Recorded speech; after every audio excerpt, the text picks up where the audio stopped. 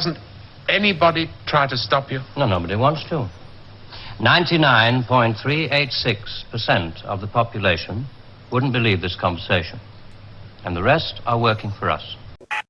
All right, it's news busting time. We have this week's submission by Paul Verge, which is probably too long to play in this episode. Paul, what sections should we focus in on? Where is the highlight that'll wet their whistle and let them come find more on Chat Systems YouTube page?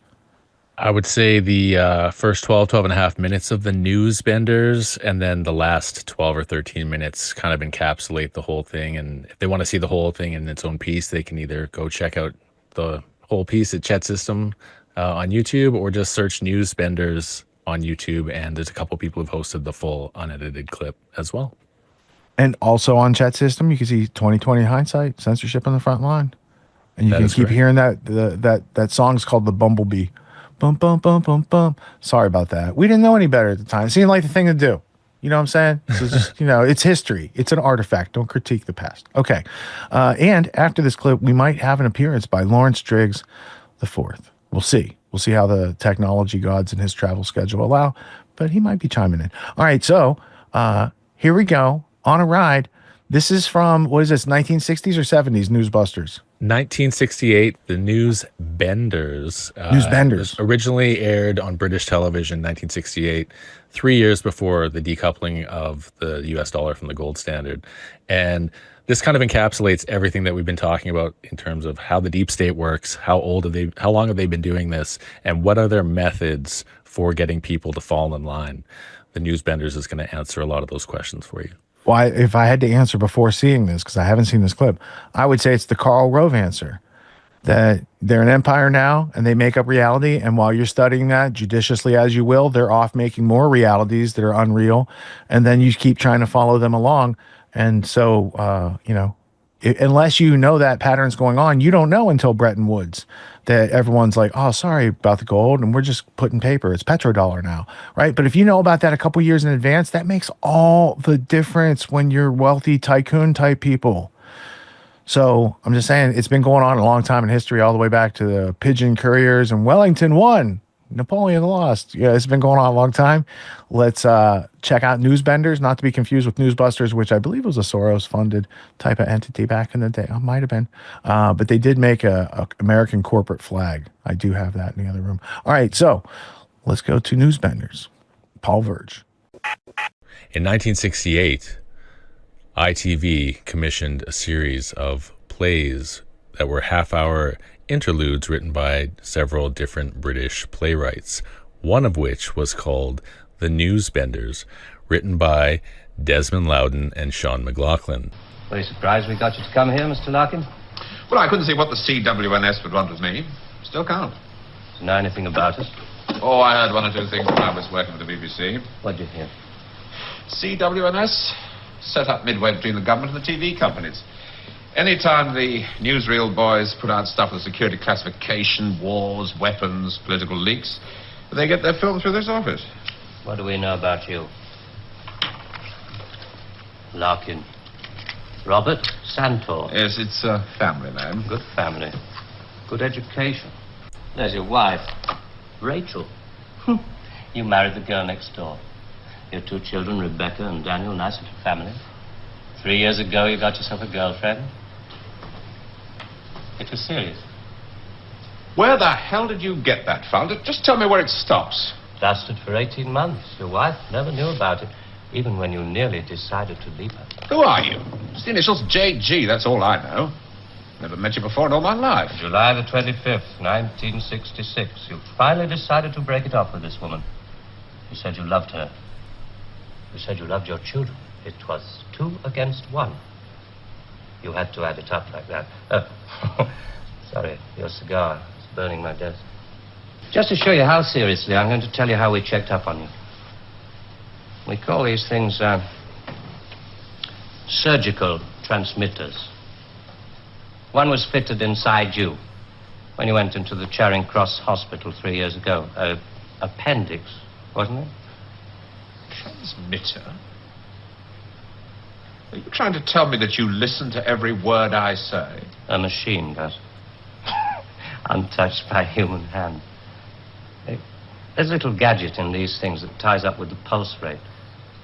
Puts a bleep onto anything that you're excited about saying. Are you? It's obvious, isn't it? Just a very few of the top people in communications in every major country in the world. Oh, you mean you run all these magazines? No, of course not. We just get them to take some of our copy every week. Television is much more important to us. It all happens so quickly. You say you can put out what pictures you like on television. Doesn't anybody try to stop you? No, nobody wants to. 99.386% of the population wouldn't believe this conversation. And the rest are working for us. I should have told you about these surgical transmitters.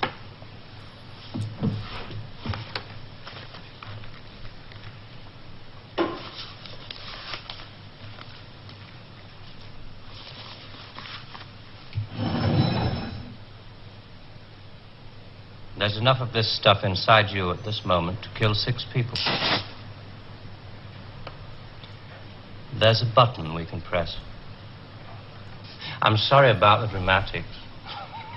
Our boys call these things the oral contraceptive.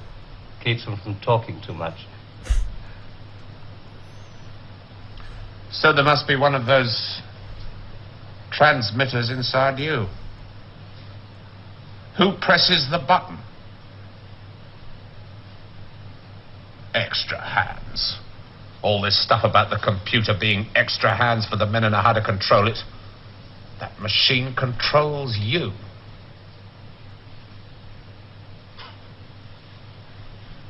You start on Monday.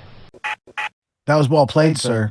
I had not seen that clip. Even though you had texted me that clip, I had not had a chance to watch Newsbenders. But a lot of things in there foreshadowed. For instance, Logan's Run. The AI controlling humans was George Clayton Johnson joint in 1978. 10 years after this episode came out, maybe he was watching it on Betamax. He's like, oh, that's a good idea for a movie. I don't know. We can't ask him. He has left the room, left the building, just like Elvis.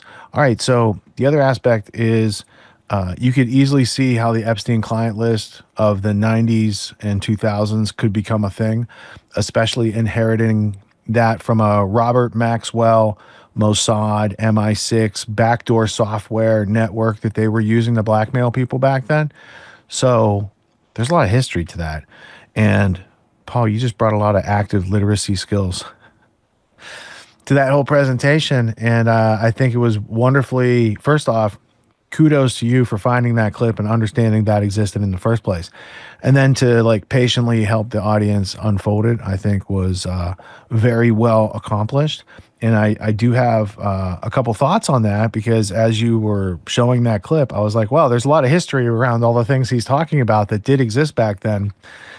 And it's an interesting little window they gave the public in there. It's kind of like when The Simpsons had that episode about they were going to have a conspiracy and they were going to release a pandemic on the public. And of course, it couldn't be a fake pandemic. It had to be a real one that killed people.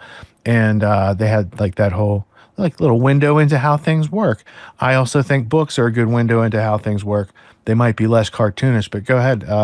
Did you want to opine on your own opinion? Well, thank you for that, first of all. I was actually interested. I think LD has mentioned he has seen the Newsbenders as well. I'm not sure if he's seen the full clip or just a little bit. I could be wrong, or it might have been Colby, but definitely interested in their opinion. And yeah, it was our friend Mr. Christie who first put that clip in front of me. And it was in the context of, he's like, you know what, bro, maybe nukes aren't real. Maybe there's a chance that, you know, this giant world-ending thing is meant to put us all in this desperate anxiety. And I was just kind of like, you know, beside myself with such a ludicrous suggestion. And then he showed me the Newsbenders, and I was like, oh, okay.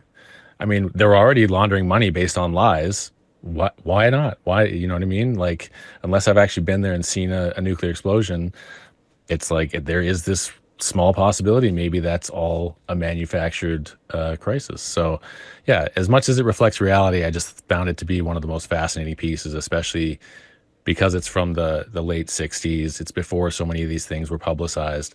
And the fact that somebody saved that from back then, it's not like you had beta or VHS tapes to be able to record stuff off the TV. So yeah, in terms of it going into the time capsule, I thought it would be a really important clip. No, that was well played. That was well played. We also have Lawrence Driggs in the house. What up, LD? Hey, Rich, am I coming through clear? You are. You're Okay, coming good. through loud and clear. You sound equally mic'd to Scott and Paul. I thought I'd jump in here. I just got to where I was going. And Paul, thanks for bringing that to the show. It's been a while since I've seen that. And I think one of the thoughts that came to mind for me as I was talking this weekend with some people about the past couple of months in my life, just having to focus on my own life primarily and not having very much time to listen to podcasts, spending most of my time talking to people or listening to music or, figuring out things that I need to do or doing those things. That is what I'm trying to say is, that's me, I don't know, writing the script in my own life, not being distracted by whatever the people are trying to get people whipped up about, and caught in that ping pong, not ping pong. What's that game in an arcade where you get batted around? The ball gets batted around. Pinball. Yeah. The pinball effect of fear and anxiety and stuff. So you're not just being creative and living the life you want to live, right? Writing your own script in life because you're fearful and reacting to stuff. People do that. They Right. can manifest their worst fears if they don't focus. Indeed. So I kind of related to that. But I thought I'd pop in and say hi. Is that AM wake up hat embroidered? That's what my brain's Is it wondering. embroidered? Yes, it's embroidered. Nice. Thanks, Steve, for the cap. Appreciate it. I need to get one of those. I should have worn mine tonight. Damn. See, you guys all got new hats. Yep. I decided to go hat. Paul and I need hats, man. I gotta not fall in the Tim Pool category where I wear a hat all the time. So. You're more I of a had Bill Burr. I had no hat on Q&A. Oh, for I'm a 3 Bill hours. Burr. Did you say something about Bill Burr? Oh, we do have a Bill Burr clip. I don't think we have time to play it tonight, but Oh, damn. I had this prepared and everything. quartering took him to lunch, man. Wait, show that again, Scott. Speak. Hey, what's up? How's it going? There you go. Everyone screenshot that. What'd you think of Newsbenders, Scott? I thought it was amazing. Hold on, let me get this freak off my screen. Okay, there we go. That was so cool. I'd never seen that before, and my wheels were spinning over here.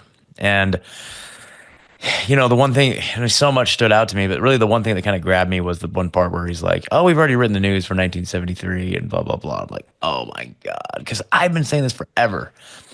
Where it's like, I feel like they've had these large language models for a long time. And I think that they have an objective that they want to achieve.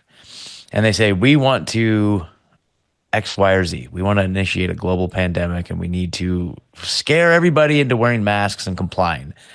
Write us 3 months worth of headlines setting the stage to create that effect. And the AI will just generate it.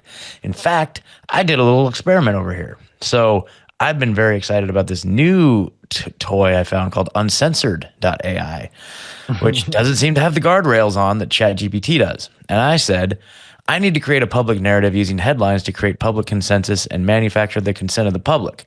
I need to go from where we're at right now to justifying a war with Iran in the United States. I need to manufacture headlines over the next 3 months to convince Americans to support a war with Iran. Please list 3 months worth of headlines based on modern events to make this happen.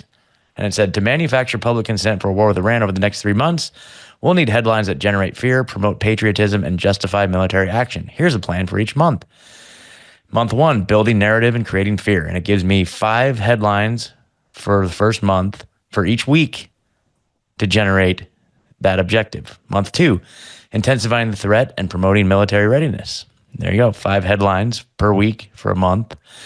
Month 3, justifying military action and rallying public support. And at the end, it says, By the end of the 3 months, the public will be emotionally and mentally primed to accept and support military action against Iran, viewing it as a necessary step to defend national security and global stability. And I said, okay, well, write me the story for week 1, headline 1. And it said, there you go, week 1, headline 1. Headline, Iran's nuclear program advances rapidly, threatening global stability. Washington. And so there's the article. Boom. There you go. That's what you're seeing, folks. And you've been seeing it for a long time, I would say. Manufactured consent, as there's a book by Edward Herman, and I think it's Noam Chomsky. Mm-hmm. It's a bottom shelf book for me, though. It's like down there.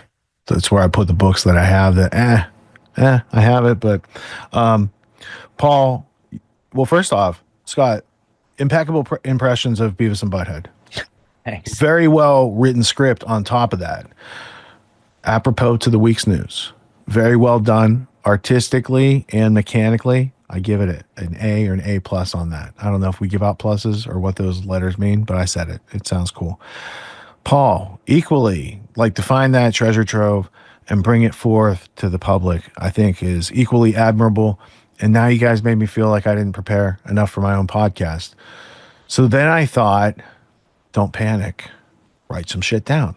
So here's what I got. I don't have time to make a PowerPoint presentation and make it all fancy, but I got something like this. I got to show you this. There's this dude named Hegel, and there's right Hegelians and there's left Hegelians. Okay, so there's left and there's right. Now, if I zoom out a little bit, it's going to seem it's not going to seem connected, but I'm going to connect it. Okay, that's what I do here.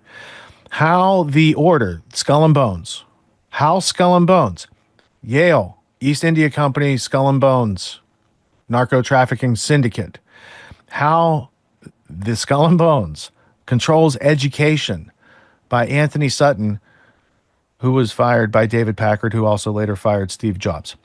322, founded 1832. Skull and Bones was. Why? Because that's when the East India Company privatized opium shipping, and this East India Company surrogate with the German secret society took over that narco trafficking. But wait, as they say, there's more. Because if we were to open just the beginning of this book, which is a very fragile artifact of history, we would see about the Prussian PhD system coming into our country because of the right and left Hegelians, and then how the Skull and Bones brought this into this country through this remarkable revolutionary Yale trio who helped the Skull and Bones take over what we know today as American schooling, or what it was American education, and then they made it into schooling. Prussian militarism, Nazism, Marxism have the same philosophic roots. Daniel Coit Gilman was one of these Skull and Bonesmen. Anyway, I found out about this book once upon a time, and I searched high and low on the interwebs. It's just a little teeny tiny book, okay? Little tiny one. I paid $80 for that. Don't do that. Don't be like Rich. Get the big book. This is chapter 8 in the big book. He was just writing the book pamphlet by pamphlet at a time, so it does exist, but it's in here, and you can get this for like $20. You should have this, but however, I'm not done with Hegel. So there's right and left Hegel. Next slide. See, this is no excuse of attitude. Hegel. What is his Hegelian dialectic? There's something called thesis. There's something called antithesis. There's something called synthesis. Thesis, what is that? That's the truth. Facts, right? Let me focus this in. Can I get the... I'll do the white balance later, but at least you're focused in now. Oh, look, white balance came around. Thesis equals truth or fact. Antithesis, not truth. It is fiction. They came up with a system. They're like, truth exists, but we want to add our lies. Let's synthesize that and get the merger of truth with non-truth. That's their control. Okay? One more slide. Next slide. Click, click. All right. So Hegel, Skull and Bones, Prussian education system, Anthony Sutton. I was supposed to show that there. Sorry. I got my slides out of order. Again, you can have the bigger book. And if we go to right here. No, that's how the Skull and Bones created the Soviet Union and communism. Hold on. Financing the Nazis? No, we don't need to know about that. But that is antithesis. See how Hegel plays into this? So anyway, maybe right here. It's lots of pages. These are just, is the order also the Illuminati? That's up for you. You got to read that on your own time. Satanic symbolism. I'm sorry. I can't find that part, but it is in this book, and I believe it is chapter 8, and I'll find it during the next media block because I have several other things uh, in my head that I have to get out here. So let's get those off stage. Slideshow over. Now, once upon a time, Zbigniew Brzezinski wrote this book, Political Power, USA, USSR. It's a heady book. It's not probably the first book you want to read. However, if we go in here, he talks about the theory of convergence, right? Merging America with the USSR, right? Similarities and contrasts, convergence or evolution. This person, Samuel P. Huntington, is not just named after the first president of the United States after 1776. He's also a Rhodes Scholar. He's also in with the last will and testament of Cecil Rhodes. And this is where Brzezinski starts going to work for the Rockefeller establishment, which, if you go back to how the order controls education, it's in the first chart right here. Post 1900, Rockefeller Institute. So that's what's being talked about over here, who funds Brzezinski and becomes partners to create Trilateral Commission. So now they have a theory of convergence right here. That means they want to merge these two societies. That's just like Charlotte Iserbyt said, that these people want to change the attitudes, values, behaviors, and beliefs of Americans to be merged with the Soviet Union. There's a lot of evidence to that. So they're talking about socialization and politicization, and they want to win over political angles through various forms of revolutionary social thought. And I said, that's interesting. That's cool. But then we get into some of this other stuff, and they start talking about more about the scientific community. And it's like, oh, it's not just a social, philosophical, political thing that they're doing. And then you get a little bit further into this book, and a whole bunch of interesting things start to happen on page 1, 2, 3. And they're talking about social control via cybernetics and the Bolshevik Party. And now we know Skull and Bones and these type of people that brought the Prussian PhD system in the first place, they were instrumental in these things, not just the Soviets, but also the Nazis.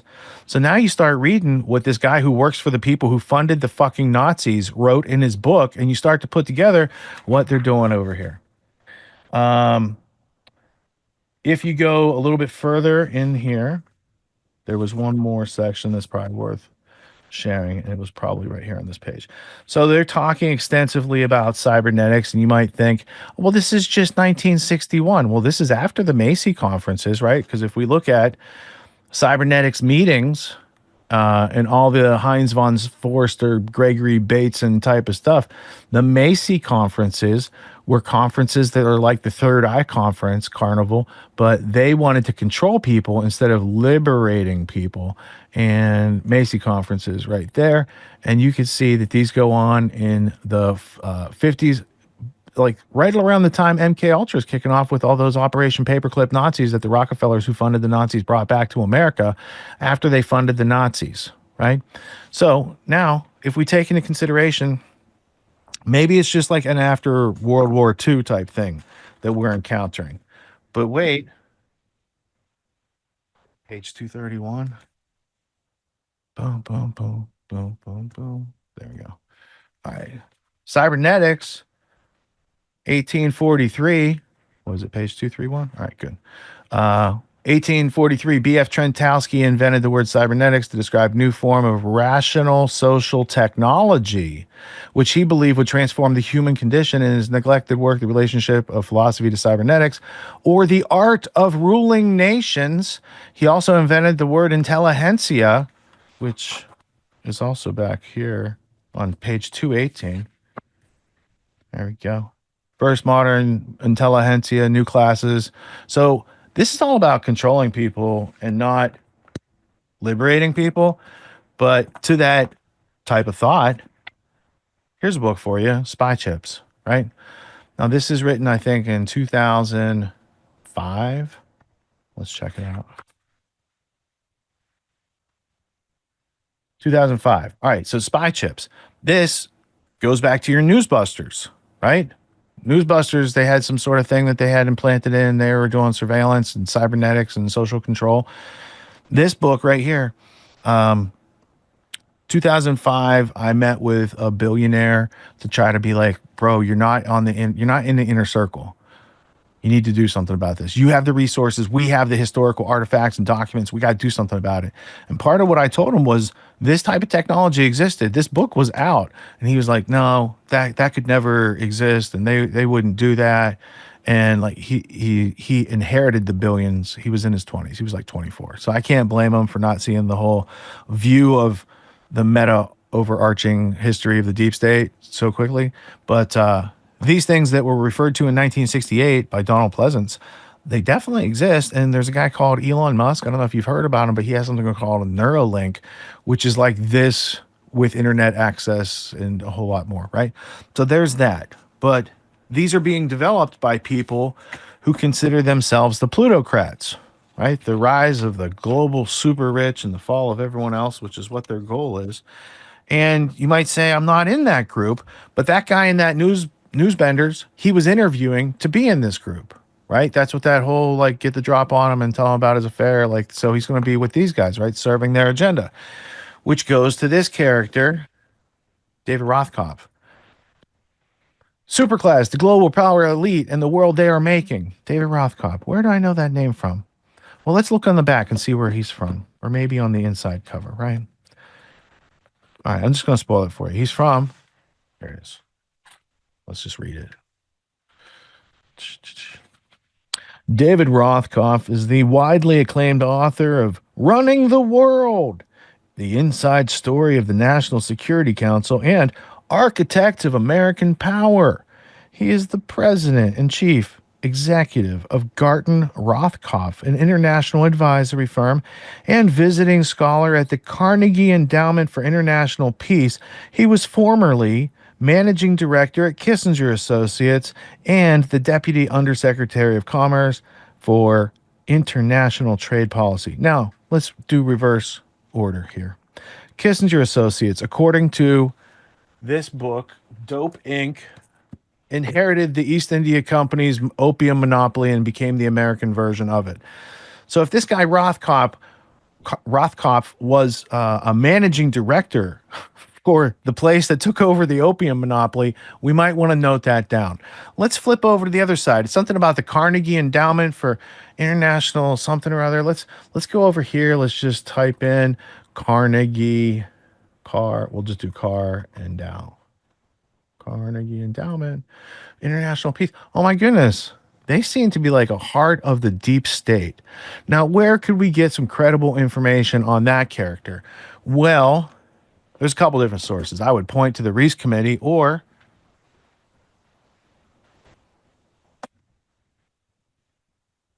where are you at?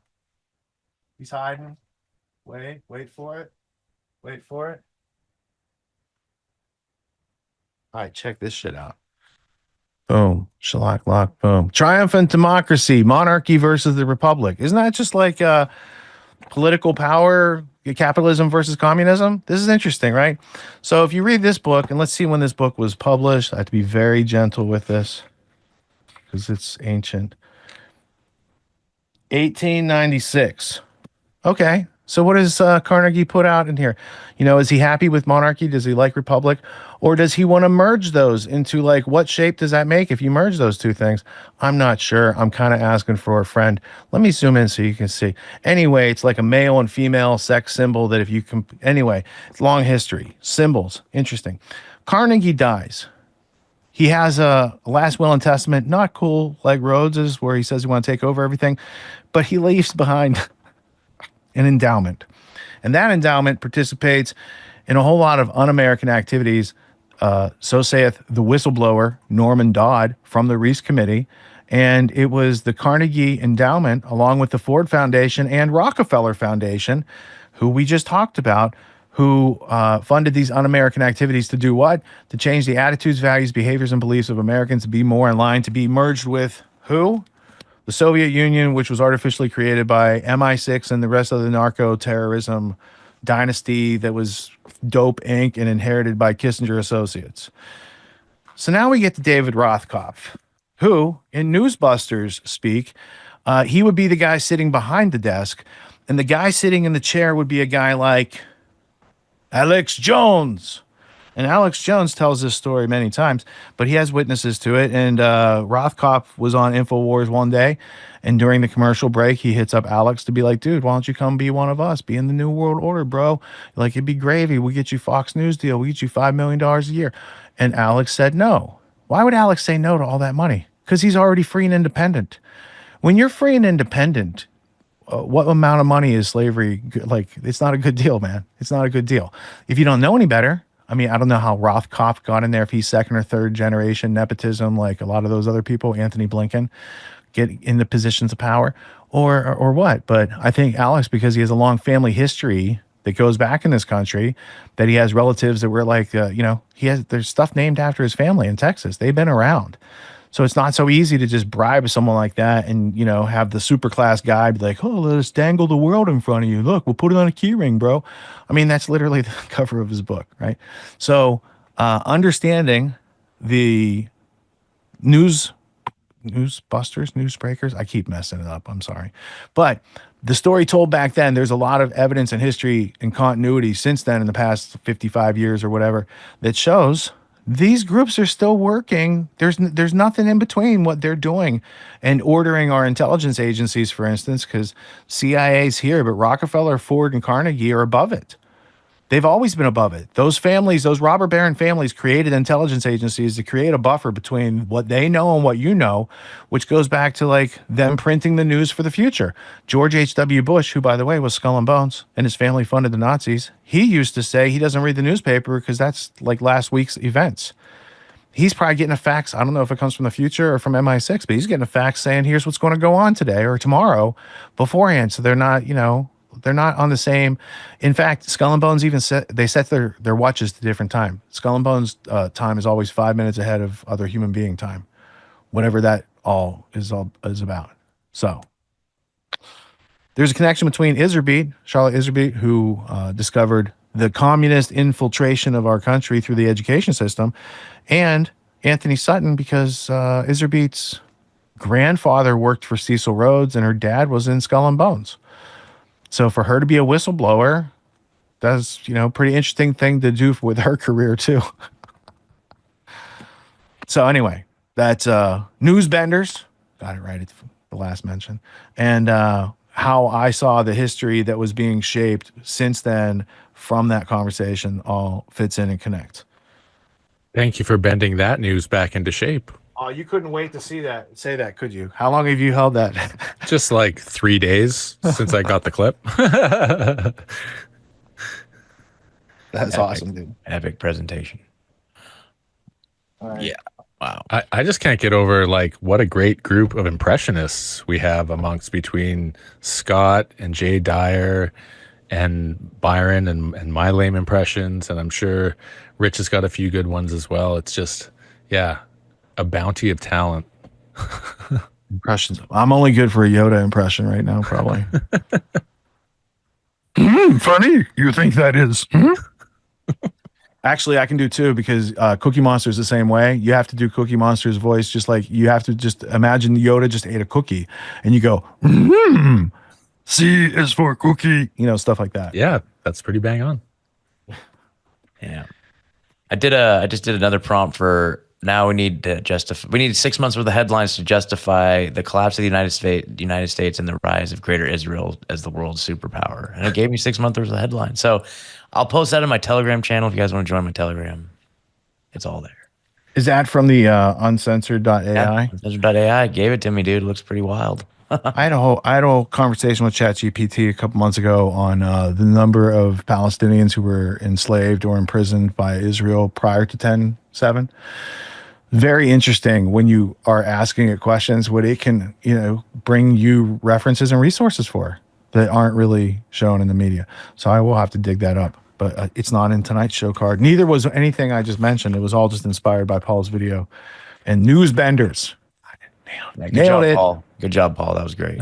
Nailed it. All right. So at this point, we need to go to, let's have a little comedy because laughs are reinvigorating. And we do have some other news stories to cover that are a little bit tougher.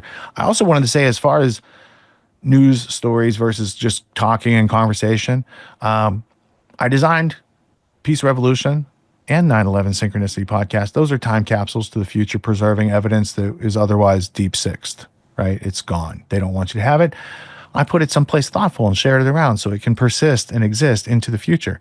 Grand Theft World, likewise, is like, it's a time lapse of the weekly news smashed into contextual history, right? So these snapshots of news over time, especially with the creative computing power and the ability to marshal things, we could be making great, epic truth documentaries from just the clips we've preserved over the past 4 years, because otherwise you're not going to find them. And they have silly titles and tags these days that don't let you find, like, what is the form and function?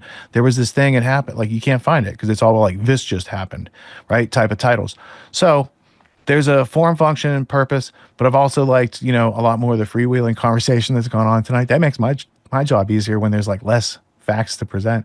But it's a mix, and we're in the midst of like tweaking formats and changing up a website and member resources and perks and bonuses and all that good stuff. But it's also important to learn about the narco terrorists who kind of run this place. So far, they've only done so because people don't know what's up.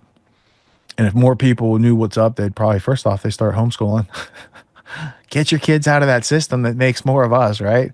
And then get their own critical thinking on, grow their skills, get more liberty in their lifetime, because otherwise these people, their type of peace is where you aren't able to fight back anymore. And they are the globalists. They are the deep state. They are the people that bring the British dominion into this country. And, there's more where that came from. Twice a year, I teach a course called Autonomy. It's a 12-week course. It teaches leadership, entrepreneur skills, executive skills, all these types of things that I saw were taken out of our education system in order to make the schooling or indoctrination system that we've all probably went through. And it has served us well enough to be interchangeable cogs in the machine of the globalists. But if we want a homestead, if we want write our own ticket, work from home job, work from anywhere type of situation, they're not exactly handing those out at the end of college. They give you a piece of paper and they're like, good luck. So reality is dropping us off here, but the demands of reality are up here. So I created Autonomy to help people close that gap for themselves so they can level up their skills to the demands of the situations that life is putting in front of us presently. Life's demands of intellect and understanding precision and complexity are ever increasing. The schooling didn't prepare us for it. The media is not going to do anything but reinforce what schooling prepared us for. And so we're going to have to take a leadership position and take steps off the beaten path to kind of blaze our own trail in life.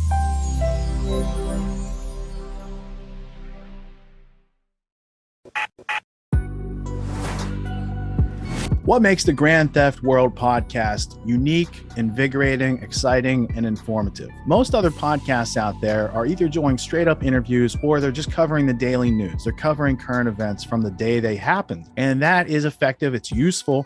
It's a great starting point. And then sometimes these current events change during the week past the first story. So we like to give it a little time. You have to wait till some of the dust settles on these stories in order to give them accurate coverage. And the other thing that's really missing in the media landscape is covering the articles that are coming out every day. That's great. That's necessary. But who's bringing in contextual history so that you can understand what has been going on for decades and decades to lead up to the machinations and actions that we see unfolding today? So what we do here on the podcast is we cover current events. Many of these things are censored, but we wait about a week. As a forensic historian, I focused mainly through my career on the history of globalism and collectivism and things that they call maybe the New World Order.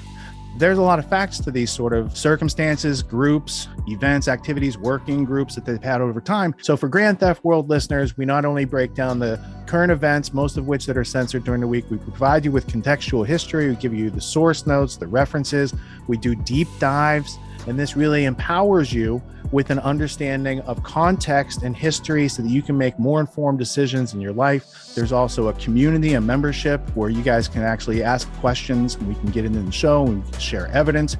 And there's a town hall weekly for Grand Theft World for those who listen to it and are interested in covering the stories that we don't get to during a 6-hour show. Listening to it an hour a day, you could easily consume the week's news, but you're going to have substance and meaning and context and understanding. And with that, you can make higher quality decisions in your life. So if you're interested in more quality in your life, go to grandtheftworld.com, click podcast at the top, and we'll see you there. Thank you. These allegations are false. This isn't Grand Theft Auto, folks. This isn't a video game. What are the most surprising things that you discovered once you started pulling on that thread? Who he was connected to, what institutions he was influential over, what events he participated in? Come on, man. What are we talking about? Come on, man. No. You don't have to think about it, dude. I got this quote because you said you didn't know much about Klaus Schwab. I made it my job to, as soon as this happened, I'm like, okay, this guy's their front man. Let me learn about the official history of the World Economic Forum. I got their 40-year history. I got every book that Klaus Schwab has written or ghostwritten. I went through those books. This is one of the most interesting passages. Come on, man. Come